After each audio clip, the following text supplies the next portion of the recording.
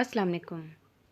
This is Talk to Farina Najam from the Division of Arts and Social Sciences, University of Education, Lower Mall Campus, Lahore. The course title is Portrait Painting. The course code is Fine 124. Today our topic is about moods. Dear student, this is a practical topic.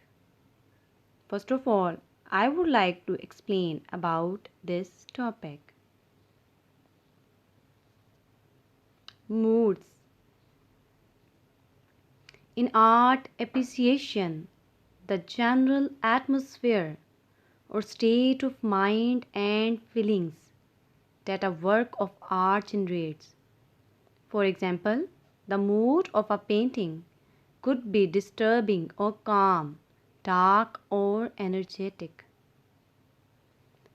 Tones refers to the lightness or darkness of colors used, which can help to create a sense of depth or distance in art.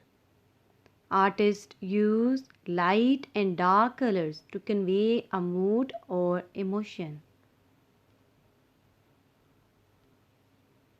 Objectively speaking, no mood are good or bad. Some just feel better than others. For instance, being happy feels better than being sad or angry. However, moods are just part of being human. Artistic depictions are one of the best ways to capture moods. Through the paintings, artists showcase emotions ranging from joy to sadness to curiosity.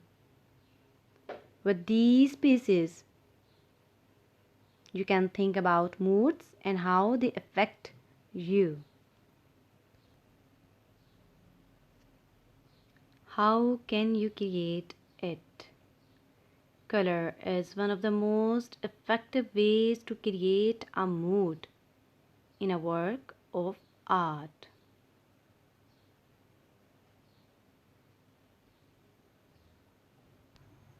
Example. You can see the mood in this painting. Painting by Picasso. Picasso is known for creating a distinct mood during his blue period. The mood of a painting can be strongly influenced by its color. Interestingly, there are several cases where a painting colors are quite abnormal, but the luminance is correct. Our wear system sees the paintings clearly, but our word system is confused by the coloring. In Picasso blue period 1901 to 1904, his blue paintings portray poor human beings. Blue was chosen deliberately deep or cool, signifying misery and despair, to intensify the hopelessness of the figures depicted, such as beggars, prostitutes, the blind, out of work actors, and circus folk, as well as Picasso himself and his penniless friends.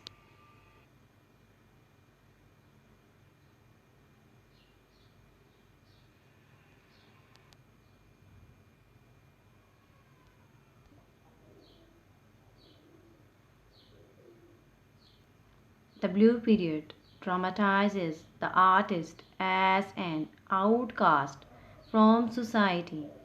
Indeed, in Paris at that time, far from family at home, Picasso is unrecognized, unappreciated, and in extreme poverty.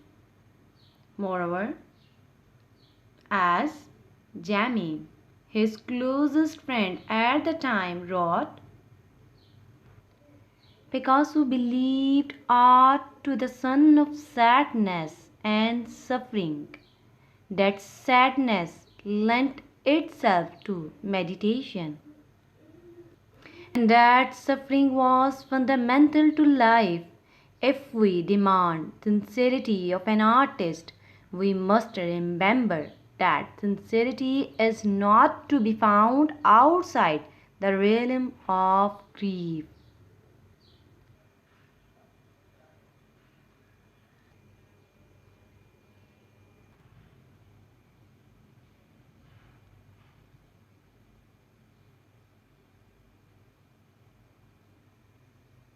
One of Van Gogh's most famous paintings. The subject is Dr. Paul Kashi, who took care of him during his last years of life. Dr. Kashi had been referred to Van Gogh by Camille Pissarro. He treated mainly artists and was an amateur artist himself. Van Gogh's first impression of the man was that he was sicker man than Van Gogh himself. That he was sicker than Van Gogh himself. He completed at least 3 works of the good doctor, all of which depicted his somber mood, means in sad mood. Portraiture with the thoughts, the soul of the model in it. Van Gogh exclaimed to his art dealer brother Theo. Van Gogh, compassionate heart, an interest in individual character, plus the wish of this lonely man to know himself and others, find expression in his portraits. The 3/4 profile, deep shadows, and tight mouth suggest a man suffering physical and emotional stress. Van Gogh often presented himself as restrained and serious in his self-portraits, with a look of concentration on his face. All the same, something of Vincian personality can be found in each self. In 1905, using oil on canvas, Henri Matisse created a painting called The Portrait of Madame Matisse, the green strip. Henri Matisse uses loose brushstrokes and allows the white painted canvas to be shown. This thickly applied paint used from the tube creates a rich, strong, heavy image to the viewer, revealing the Fauvist technique. The portrait of Madame Matisse, the green strip, was created in the Fauvist art movement. Madame Matisse is shown in the painting from her shoulders to the top of her hair, which is done in a bun. She is staring directly at the painter, Henri Matisse. Henri Matisse has portrayed the face in the Fauvist technique using pale white, mellow yellow, and lime green, generating an effect of surrealism, aggressiveness, and stimulation. The outcomes of the colors, rich blue and bold black in Madame Matisse here, establishes his wants to produce the feelings of strength, exposure, and vitality to the observer. The contrasting colors of sea green, pale pink, and deep orange in the background from Henry's mood and feelings at the time. Surely the colors don't exist for real. So Henri Matisse uses a color to express his feelings at the moment.